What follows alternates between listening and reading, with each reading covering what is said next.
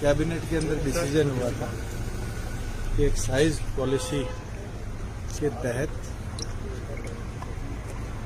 Excise department corona cess लगाए। उसके ऊपर आज निर्णय हुआ है कि जो हमारी इंपोर्टेड लिकर IFL जो सारी विदेश से हमारे यहाँ आती है उस पर 50 रुपये 375 ml से बड़ी बोतल पर और 25 रुपये छोटी बोतल पर सेस लगाया जाएगा। वहीं जो हमारी इंडियन मैन्युफैक्चर्ड फॉरेन लिकर है उस पे जो बोतल अद्दा और क्वार्टर है उसके ऊपर 20, 10, 5 रुपए की प्रोपोर्शन पे सेस लगेगा। बियर जो माइल्ड और रेगुलर बियर है उस पे 2 रुपए और जो स्ट्रांग बियर है उस पे 5 रुपए सेस लगेगा। और जो हमारे कंट्री लिकर है उसके ऊपर बॉटल अद्दा और क्वार्टर के ऊपर 5, 3 और 2 रुपए सेस एडिशनल हम लगाने का काम करें। जितने हमारे इवेंट्स कंटेमिनेटेड जोन के अंदर हैं उसको बंद रखा जाएगा। MHA की गाइडलाइंस के अनुसार चाहे सोशल डिस्टेंसिंग की बात हो चाहे स्पेसिफिक एरिया की बात हो उनको मॉनिटर किया जाएगा।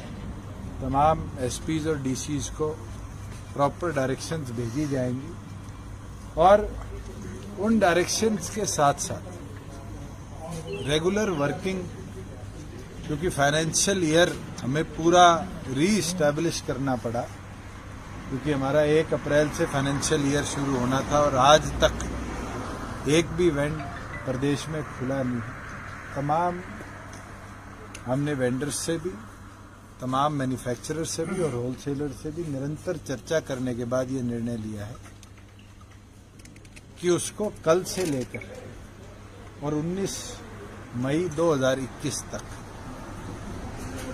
एक्साइज ईयर के तौर पर हम चलाने का काम करेंगे। क्योंकि अभी ये नहीं पता कि किस वेंडर को कितना कितना इफेक्ट होगा और किस किस प्रोपोर्शन के अंदर उसके रेवेन्यू को इफेक्ट आएगा। इसलिए 3 मिनिस्टर्स की एक कमेटी बनाई गई है जो अगर किसी के लॉकडाउन के दौरान फीस के अंदर बिकॉज ऑफ लॉकडाउन कोई वेरिएशन आती है उसको असेस करने के लिए सिर्फ अगले 2 महीने के लिए मेरी ट्रांसपोर्ट मिनिस्टर और स्पोर्ट्स मिनिस्टर की एक कमेटी है जो उसको हर महीने की 15 तारीख को असेस कर कैबिनेट के आगे असेसमेंट रिपोर्ट देगी कि क्या हमें किसी को रिलैक्सेशन देनी चाहिए, नहीं देनी चाहिए। हमारा ये प्रयास है। ऑलरेडी तमाम वेंडर्स को ये आदेश दे दिए गए हैं कि प्रॉपर बैरिगेटिंग, जैसे साउथ की कई स्टेट्स ने करी है, इसमें सोशल डिस्टेंसिंग मॉनिटर हो और उसके साथ साथ किस तरीके से फेस्ड मैनर के अंदर दिन में कस्टमर्स को बुलाया जाए उसको तमाम को देखते हुए पुलिस के सहयोग के साथ मॉनिटर करें और कल से प्रदेश के अंदर अपने एक्साइज ईयर की शुरुआत करते हुए तमाम वेंडर्स अपने कार्य शुरू करें। कितने बजे से कितने बजे टाइमिंग रखी? सुबह 7 बजे से 7 बजे तक जो MHA की गाइडलाइंस है उसके प्रति सोशल डिस्टेंसिंग कैसे फॉलो, उसके लिए क्या उसके कर्मचारियों ड्यूटी लगी? ऑलरेडी तमाम वेंडर्स को ये आदेश दे दिए गए कि प्रॉपर बैरिगेटिंग जैसे कर्नाटका के अंदर करी गई है उन तमाम पैटर्न्स को फॉलो करते हुए प्रदेश के अंदर सोशल डिस्टेंसिंग। सोनीपत में जहां जो शराब की पेटियां गायब है, फतेहाबाद में ऐसा ऑलरेडी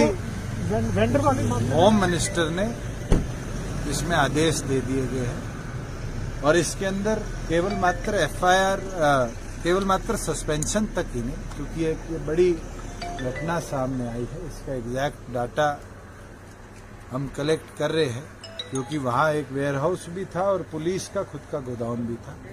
दोनों की कोई मिली भगत है नहीं है, इसलिए मैंने भी होम मिनिस्टर से आग्रह किया है कि एक स्पेशल SIT इसमें बनाई जाए जो उस कंसर्न FIR के अंदर अगर केवल मात्र SHO या कोई इस तरह का व्यक्ति जो तस्करी के अंदर पाया गया है वो इन्वॉल्व के साथ साथ अगर कोई सीनियर ऑफिशियल भी इन्वॉल्व होगा किसी महकमे का भी, चाहे वो एक्साइज टैक्सेशन का हो चाहे पुलिस का हो, उसके खिलाफ कार्रवाई को गति। सर, जो एस्टिमेटेड रेवेन्यू था आपका, जो आना था एक्साइज से, अब क्या लग रहा है उसमें कुछ कमी आएगी? और वेंडर को कितना रिलीफ? तो आज कहना कि क्या, नहीं, वेंडर से आपसे कह रहे थे ना कि मैं हमें आपको नुकसान होगा, आज फीस कम कीजिए। कहना कि इसका फीस के अंदर प्रॉफिट होगा, लॉस होगा, एस्टिमेटेड रेवेन्यू का क्या हाल होगा, ये 20 वाला आ गया पूरा।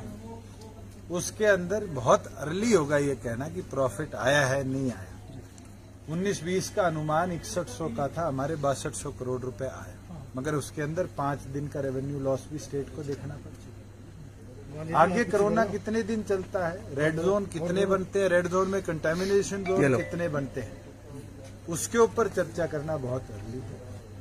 और हम उम्मीद रखते हैं कि प्रदेश के अंदर जो हमने सेस लगाया है, कहीं ना कहीं उससे भी प्रदेश को रेवेन्यू मिले, जो कि हम डेडिकेटेडली कोरोना इफेक्टेड एरिया की तरफ डाइवर्स कर पाए, चाहे वो मेडिकल सप्लाईज हो, चाहे वो इफेक्टेड फैमिलीज हो, चाहे लोगों की इंश्योरेंस हो। हमारा ये प्रयास है कि प्रदेश के अंदर उस रेवेन्यू को आज कैबिनेट में जो है वो ये अमेंडमेंट किया है सर पॉलिसी में कि इतना रिलीफ वेंडर को दिया जाए, वो छूट की मांग देखिए, हमने उनको जो उनकी पेमेंट थी, जो पहले लगभग 30% वो पहले महीने में करते थे, उसको 20% किया है जी। और जो बचा हुआ अनुमान था लगभग 5% जो उनको दूसरे महीने के पहली तारीख से देना पड़ता था, उसको फिर प्रोपोर्शनली आगामी दिनों के अंदर डाइवर्ट किया। फीस क्योंकि दिन 365 उनको दिए गए हैं, उसके अंदर फीस में कोई और कैबिनेट के डिसीजन और क्या क्या सर? एक चर्चा जरूर हुई है और उसके अंदर किस तरीके से, क्योंकि आगे पैडी का सीजन आ रहा है, फार्मर को किस तरीके से उसके अंदर हम केंद्र की जो जल जीवन योजना के माध्यम से कैसे इंसेंटिव दे पाए कि वो पैडी की तरफ ना जाए, उसके ऊपर कल दोबारा बैठक है और उम्मीद करते हैं कि एक अच्छा इंसेंटिव फार्मर के लिए हम कल लाने का काम। भूषण जी, वैसे तो तमाम फैसले आपने लिए हैं एक्साइज से जुड़े हुए, पंजाब सरकार और कुछ और राज्यों ने भी किया है, होम डिलीवरी के लिए उन्होंने अलाउ किया है। हरियाणा प्रदेश किसी प्रकार की होम डिलीवरी को प्रदेश में परमिट नहीं करेगी। अगर बूट लेगिंग चलेगी तो जो नई एक्साइज की कानूनी प्रणाली है उसके तहत मिनिमम 6 महीने की जेल इम्प्रिजनमेंट हम आगामी दिनों में करेंगे। ये शराब को प्रोसेस कल से जो ठेके आके खुल रहे हैं उस मतलब कल से ये सेस के साथ बिक्री होगी सर? बिल्कुल, अगर एक्साइज ईयर आज कैबिनेट से शुरू हो रहा है तो आज से ही तमाम इस प्रकार की सेल एंड परचेज पे सेस हम लगाएंगे। भूषण जी, कल जो पैडी को लेकर मीटिंग है डिपार्टमेंटल है या मंत्री समिति है? कैबिनेट में चर्चा हुई है, डिपार्टमेंट का विषय है। डिपार्टमेंट के प्रपोजल को मैं उम्मीद करता हूं कि हरियाणा प्रदेश के हम फार्मर को किस प्रकार से इंसेंटिव दे पाएंगे। पिछले साल के इंसेंटिव से भी बढ़ा चढ़ा था कि ज्यादा से ज्यादा फार्मर उसके अंदर अपने आप को कन्वर्ट कर पाए, हमारा टारगेट ये। सर ये बताएं कि अभी टारगेट हमने जो वर्ष 2020 और 21 के लिए एक्साइज के रखे थे उसको रिव्यू किया है, ये बताया? बिल्कुल किया है और मैं विश्वास रखता हूं कि पिछले साल जो हमने एक्साइज ईयर के टारगेट रखे थे उससे फालतू रेवेन्यू प्रदेश इस साल एक्साइज में। एक सर, सरकार ने फैसला लिया कि पट्टे पर जो लोग खेती करते हैं धान की, वो नहीं कर पाएंगे। पंचायती के अंदर भी निर्णय यह लिया गया है कि 35 मीटर डेप्थ से ज्यादा अगर कहीं भी पंचायती जमीन पर, और 8 हमारे ऐसे ब्लॉक है जहाँ पानी का स्तर निरंतर गिरता जा रहा है, उसके अंदर लीज को हम ओपन ऑक्शन के माध्यम से दोबारा ऑक्शन करेंगे, जिससे अगर कोई फार्मर नहीं लेना चाहता सरकारी जमीन क्योंकि उसको हाजिरी बोने की परमिशन नहीं, तो उस पर विचार कर सकता है।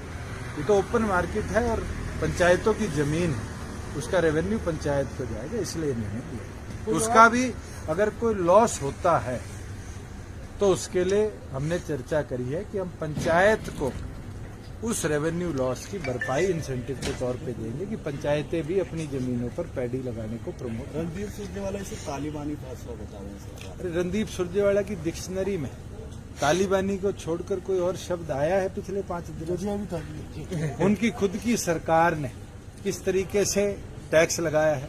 दिल्ली की वो वाहवाही करते थे, दिल्ली ने 7 रुपए डीजल पे टैक्स बढ़ा दिया। क्या रणदीप सुरजेवाला ने एक बार भी दिल्ली के खिलाफ बोला है? शराब पे भी बढ़ाई। रणदीप सुरजेवाला जी केवल मात्र मेरे ख्याल से पिछले 1 महीने में जब से वो कोरोना इफेक्टेड एरिया से निकले हैं और पंचकुला आकर बैठे हैं, वो जजिया कर और तालिबानी फैसले के सिवाय कोई और शब्द डिक्शनरी से ले आए तो मैं उनको मान